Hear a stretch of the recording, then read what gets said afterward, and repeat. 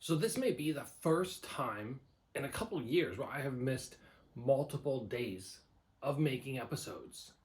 I'm back right now just to give you guys a little update and to talk about something interesting from a self-defense perspective. I am in Lithuania for the Ultimate Self-Defense Challenge.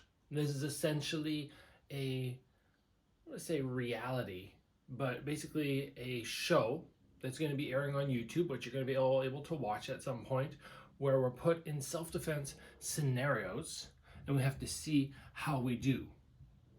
There's a whole bunch of martial artists here, and we have some people like myself who are fighters, right? There's another guy who's a UFC fighter, there's myself, and then there's some people who have a background in military, there's some people who have karate background, and it's very interesting to see how everybody reacts differently. First of all, it's been a great fun experience, right? Everybody here is very, very nice, very, very nice people, as they often are in the martial arts world.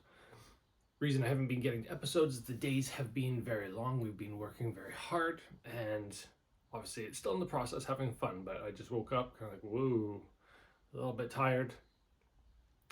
Let's talk very quickly about my perspective on self-defense. Number one, and then number two.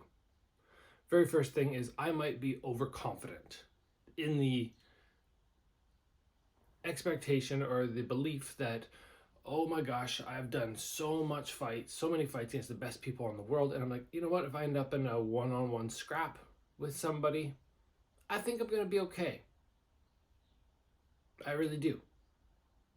I do recognize that when it gets to 2-on-1 or 3-on-1, things could be a little bit more difficult depending on the skill level of the other people, what they do, what I do, but I do recognize that.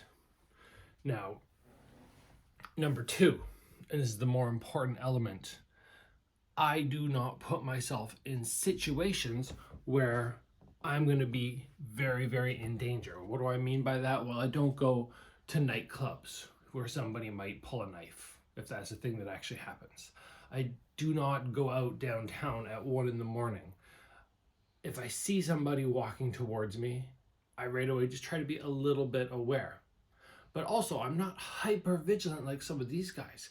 They put us through some tests to see like how aware you are of dangers or what you would do upon getting attacked, after getting attacked, all these different things. And I'm just kind of like, you know what, I'm aware, I fight, I don't run away the fastest after, I don't feel threatened in general. I think that's my area of being a little bit naive. I don't feel threatened, and I don't feel all the time like I've got to remove myself from a situation or avoid situations. Treat everything like it's a threat.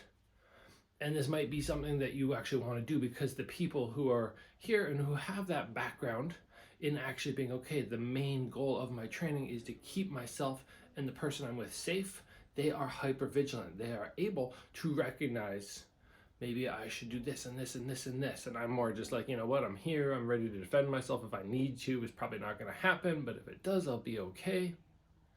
So it's a very interesting show to be on, because it's showing me that, oh, maybe to be a little bit more aware and a little bit safer, I need to be a little bit more cognitive that things are just not always going to be as easy as I think they will.